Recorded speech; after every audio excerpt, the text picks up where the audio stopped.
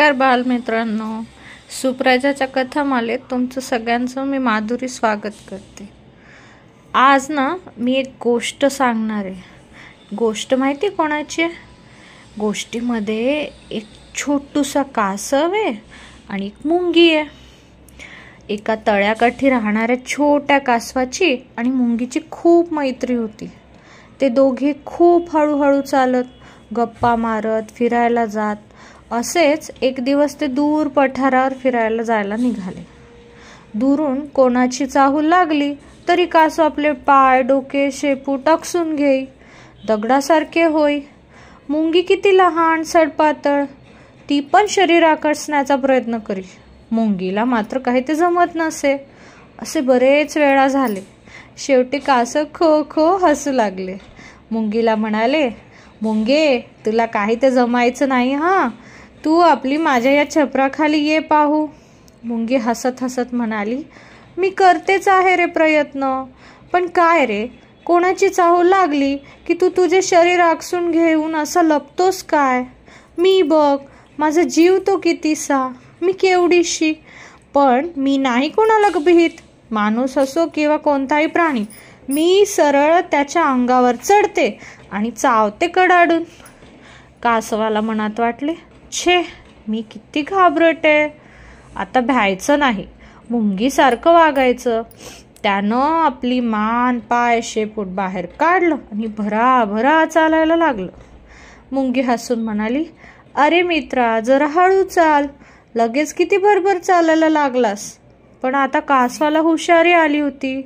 ते म्हणाले, मी चाललो पुढे, आता मी पुढे पुढे जाणार, सारे जग बघणार।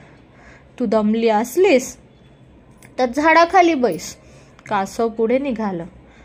त्याने आतापर्यंत कधी अंगावर वारा घेतला नव्हता, आजूबाजूची सृष्टी बघितली नव्हती। आता त्याला झाडे दिसली, हिरवेगार गवत, त्यावर फुललेली चिमुकली रंगीत फुले, वेगवेगळे किडे, फुलपाखरे। वाह, काय छान दिसतंय, असं मनात म्हणत ते पुढे चाललं होतं। मध्येच त्याला एक ससा भेटला। तो म्हणाला, काय हो कासव भाऊ, आज नवाच आवेश दिसतोय तुमचा, काय एवढं भरभर कुठे? अहो, आता जर तुमची माझी शर्यत लावली आणि मी मध्ये न झोपता चालत राहिलो तरी तुम्ही पुढे जाल आणि जिंकाल शर्यत। ससाचे हे बोलणे ऐकून कासव आणखीनच भरभर चालू लागले। पण कासवाला भरभर चालायची कधीच सवय नव्हती। आता मात्र त्याचं अंग दुखू लागलं।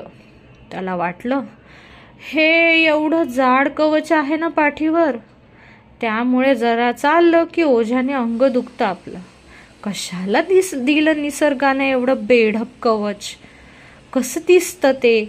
इतर प्राणी बघा, सशाच्या अंगावर कसं पांढरे केस, पक्ष्यांच्या अंगावर छान मऊ रंगीबेरंगी पिस, किड्यांच्या अंगावर सुद्धा पातळ कवच, आणि माझं मात्र हे जड कवच, ढालीसारखं वजनदार। हे नसलं असतं ना तर मी खूप शर्यती जिंकल्या असत्या, भराभर पळून। आम्ही कासव मित्र आपसात फुटबॉल सुद्धा खेळलो असतो। विचार करत आपल्या जाड पाठीला नावं ठेवत ठेवत कासव चालतच होतं। हळूहळू अंधार पडू लागला, रात्र झाली। कासव खूप दमलं होतं, त्याला खूप भूकही लागली होती। आता काय करावं, त्याला भीती वाटू लागली। कोणी शत्रू आला तर, पकडलं आणि मारलं तर? ती माणसं म्हणे पार्कमध्ये पिंजऱ्यात ठेवतात प्राण्यांना, म्हणजे कुठं जायचं नाही, काही नाही। आपण उगाचच एवढं भरभर चालत पुढे आलो, असंही त्याला वाटू लागलं।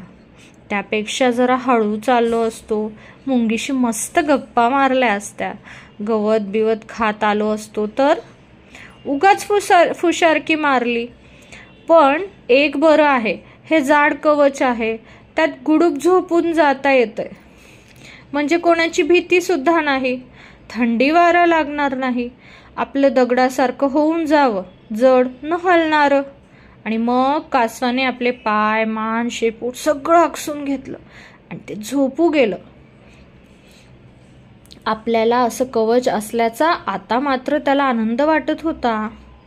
मध्येच कासवाला जाग आली। तर त्याला आवाज ऐकू आला. त्यानं मान बाहेर काढली. इकडे तिकडे बघितलं, कोणीतरी त्याला हाका मारत होतं. अरे, हा तर मुंगीचा आवाज. त्याने डोळे किलकिले करून पाहिले तर मुंगी कंदील घेऊन येत होती. तिच्याबरोबर एक मोठं कासव पण होतं. अरे अरे, हे तर आपले बाबा बाबा बाबा. कासवाला फार आनंद झाला. त्यानं पाय शेपूट बाहेर काढलं. थोड्याच वेळात ते दोघं कासवापर्यंत पोहोचले. मग बाबांनी त्याला पाठीवर घेतलं आणि त्याच्या पाठीवर मुंगी चढली कंदील घेऊन. अंधार होता ना. बाबा दोघांना घेऊन परत निघाले. आता मात्र कासवाच्या मनात आलं, बरं झालं हे कवच आहे म्हणून. बाबांना कवच आहे म्हणून त्यांनी आपल्याला पाठीवर उचलून घेतलं. मला जाड कवच आहे म्हणून मी घट्ट बसलो. इतक्यात मुंगी त्याला म्हणाली, मित्रा, तुझे कवच किती छान दिसतात रे. हिरव्या रंगाचे आहेत, त्यावर पिवळ्या रेघाही आहेत.